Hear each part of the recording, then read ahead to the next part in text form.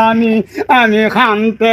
আসি এলগা এলগা কেউ আমায় বাড়ি করে না আমার কেড়ে তৈয়া এলগা ফালাইয়া আমি কি দূর করছি সাইন ভাই গো আমার গেল তৈয়া অভিগন্ধের আরেকজন আইল লম্বা চুল লইয়া কেরে আমায় পালাই গেল কেউ আমার নেনারে ওরে ভাই ভাই কি করলাম আমি দোষী নিজের দোষে নিজে আইলাম কেউ রে আমি দোষী না